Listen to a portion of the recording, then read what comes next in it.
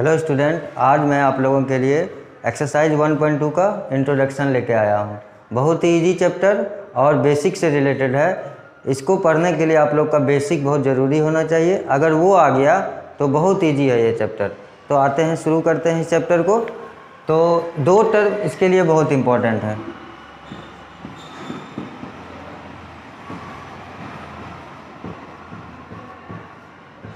Prime numbers और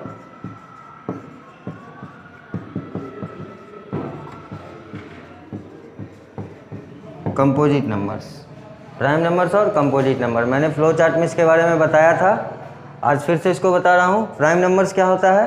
a number which have only 2 factors.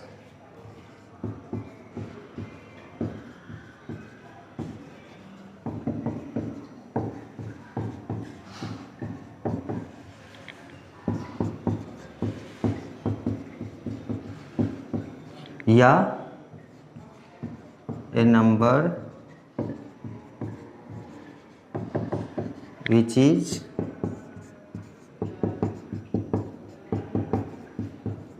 divisible by 1 and number itself।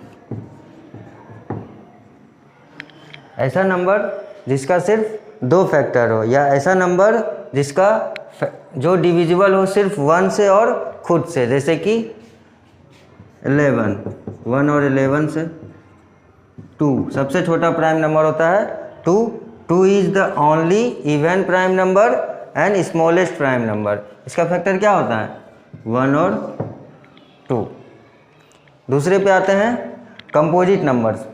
Composite numbers क्या होता है? ऐसा नंबर जिसका 2 से ज़्यादा फैक्टर हो, या ये भी बोल सकते हैं ऐसा नंबर्स जिसका फैक्टर्स जो ऐसा नंबर जो प्राइम नंबर नहीं हो। A number which have more than 2 factors. ऐसा नंबर जिसका 2 से ज़्यादा फैक्टर हो।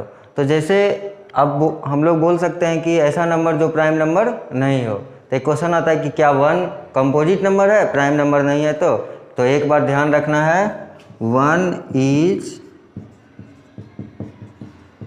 Neither prime nor composite. एक ना तो प्राइम नंबर होता है, ना ही कंपोजिट नंबर। आते अब दूसरा टर्म डिस्कस करते हैं, प्राइम फैक्टराइजेशन। बहुत ही इंपॉर्टेंट टर्म, प्राइम फैक्टराइजेशन।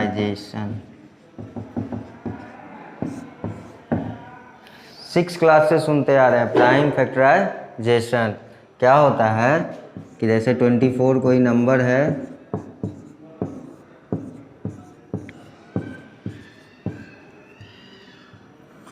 क्या या 24 का इस तरह से प्राइम फैक्टराइजेशन करते हैं। 2 2 जा 4, 2 जा 8, 3 जा 24। मतलब किसी भी नंबर को उसके प्राइम फैक्टर्स के रूप में लिखना, सारे फैक्टर्स के रूप में नहीं, उसके प्राइम फैक्टर्स के रूप में लिखना, उसको क्या कहते हैं? प्राइम फैक्टराइजेशन कहते हैं। अब इसको या तो कोई असेंडिंग ऑर्डर में लिख दे, जैसे हम लोगों ने लिखा है, कोई डिसेंडिंग ऑर्डर में लिख सकता है। इसको ऐसे लिख सकते हैं 3 × 2 to the power 3। तो किसी भी तरीके से, लेकिन प्राइम फैक्टराइजेशन क्या होता है? किसी भी नंबर को उसके प्राइम फैक्टर्स के टर्म में लिखना क्या कहलाता है? प्राइम फैक्टराइजेशन कहलाता है। अब आते तीसरे टर्म पे, एलसीएम और एचसीएफ हम लोगों ने निकालना सीखा है। तो एलसीएम और एचसीएफ प्राइम फैक्टराइजेशन मेथड से निकालना। तो आते 2 नंबर लेते हैं, 36 और 84। एक टर्म और समझाता हूँ, फैक्टर्स और मल्टीपल्स में क्या अंतर है।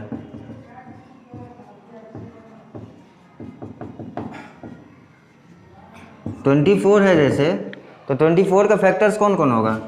1 2 3 8 12 4 भी होता है, 24, 6, ये सारा इसका क्या हुआ, फैक्टर्स हुआ।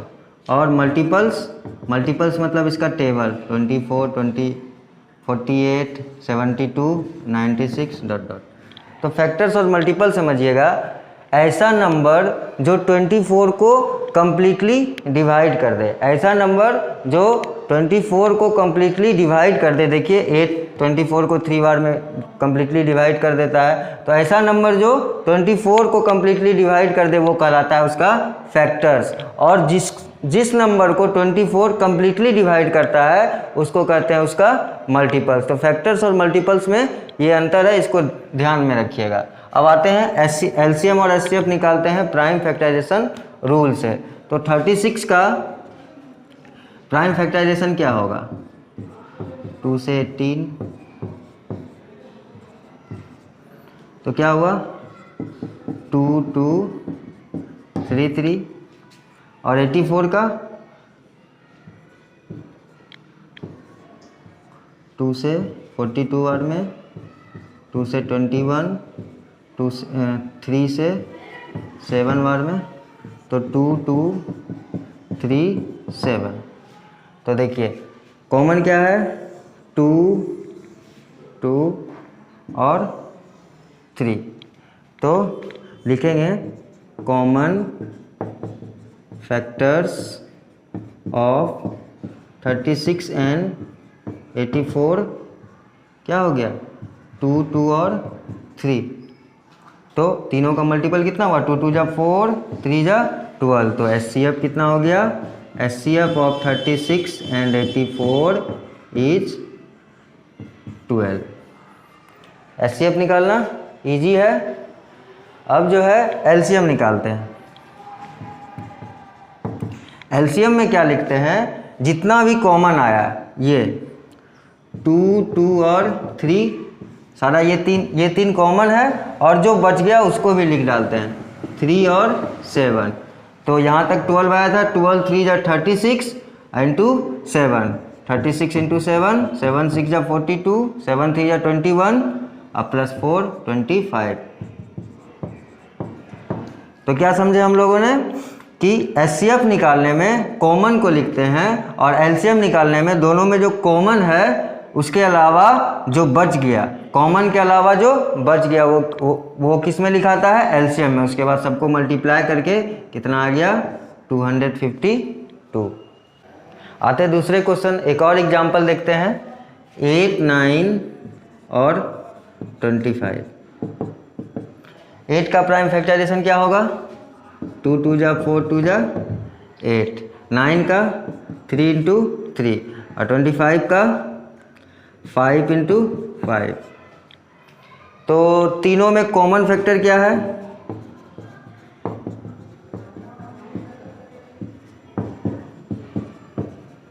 कॉमन फैक्टर तीनों का कुछ नहीं दिख रहा है, तो कुछ नहीं तो 1। तो एचसीएफ क्या हो गया, HCF of 8 9 25 is equal to 1। तो इस तीनों का एचसीएफ कितना निकला, 1। अब एलसीएम देखते हैं। कॉमन तो कुछ है नहीं, तो जो बच गया उसको लिख डालना है। तो इसमें क्या है, 2 पे क्यू, इसमें क्या है 3 का स्क्वायर, और इसमें क्या है 5 का स्क्वायर। तो एलसीएम कितना हो जाएगा, 8 इंटू 9 इंटू 5। तो 8 9 जा 72 इंटू 5, 5 2 जा 10, 5 7 जा 35 प्लस 1 36। तो एलसीएम आ गया 360। तो इसी तरह डिफरेंट क्वेश्चन को करना है, और कोई भी डाउट हो तो मुझे पिछले वीडियो में मैंने नंबर डाला है, उसमें आप देख के कॉल कर सकते हैं या व्हाट्सएप कर सकते हैं। तो ये टॉपिक ख़त्म हो गया। अब आगे बढ़ते हैं। अब मैं आप लोगों को एक रूल बताता हूँ। पढ़े थे हम लोग 7th क्लास में पढ़े थे कि LCM into HCF is equal to होता है प्रोडक्ट ऑफ द नंबर्स। मतलब सपोज दैट अगर ए और बी कोई नंबर है, अगर ए और बी कोई नंबर है तो उसका एलसीएम और एचसीएफ इज इक्वल टू क्या होना चाहिए, ए और बी के मल्टीप्लाई के इक्वल होना चाहिए। ये फार्मूला, ये प्रॉपर्टी आप लोगों को याद रहना चाहिए। आइए चेक करते हैं। हम लोगों ने 36 और 84 का एलसीएम निकाला था, कितना आया था 252 और एचसीएफ आया था 12। तो चेक करते हैं क्या है, एलसीएम इंटू एचसीएफ मतलब 252 इंटू 12 इज इक्वल टू क्या होना चाहिए, तभी आपका क्वेश्चन सही होगा 36 इंटू 84। तो देखते हैं 12 2 जा 24, 12 5 जा 60 प्लस 2 62, 12 2 जा 24 प्लस 6 3024। अब 36 और 84 को मल्टीप्लाई करते हैं, 6 4 जा 24, 6 8 जा 48 प्लस 2 50, 3 4 जा 12, 3 8 जा 24 प्लस 1 25, 4 2 10 3, ये भी आया 3024। मतलब ये प्रॉपर्टी ये क्वालिफाई कर रहा है, तो हमारा एलसीएम और एचसीएफ तभी सही होगा जब ये प्रॉपर्टी इसका फॉलो करेगा। तो देख लीजिए हम लोगों ने सही किया था इसका एलसीएम और एचसीएफ, तभी दोनों एलएचएस और आरएचएस इक्वल आया। आइए अब आगे बढ़ते हैं, पढ़ते हैं फंडामेंटल थ्योरम ऑफ अरिथमेटिक। क्या कहता है ये, every composite number can be uniquely expressed as a product of primes except for the order in which these prime factors occurs. मतलब किसी भी कंपोजिट नंबर को हम लोग उसको उसके प्राइम फैक्टर्स के रूप में एक्सप्रेस कर सकते हैं, चाहे मतलब हर कंपोजिट नंबर का जो प्राइम फैक्टर्स के रूप में उसको एक्सप्रेस करेंगे वो यूनिक होगा ही। जैसे 24 का हम लोग किए थे, 2 3 जा 6, 2 2 जा 4, 3 जा 12, 2 जा 24। और ये बोल रहा है एक्सेप्ट फॉर द ऑर्डर, मतलब मैंने पहली बार में इसे ऐसे किया, आप करेंगे 2 इंटू 2 इंटू 3, कोई लिखेगा 3 इंटू 2 इंटू 2, मतलब ऑर्डर सबका अलग अलग हो सकता है, पर वो नंबर को जब कंपोजिट प्राइम फैक्टर्स में डालेंगे, प्राइम फैक्टर्स का में एक्सप्रेस करेंगे तो सबका यूनिक होगा। जैसे कि 12 का करते हैं तो 2 2 जा 4, 3 जा 12, मतलब किसी भी कंपोजिट नंबर को हम उसके प्राइम फैक्टर्स के टर्म में डाल सकते हैं, एक्सप्रेस कर सकते हैं, और सबका डिफरेंट नंबर का यूनिक होगा, और किसी भी ऑर्डर में लिख सकते हैं। ये डिपेंड नहीं करता ये कि किस ऑर्डर में लिख रहे हैं, कोई भी ऑर्डर में हम लोग उसको लिख सकते हैं। ओके स्टूडेंट, अब मिलते हैं एक्सरसाइज सॉल्व में। Thank you.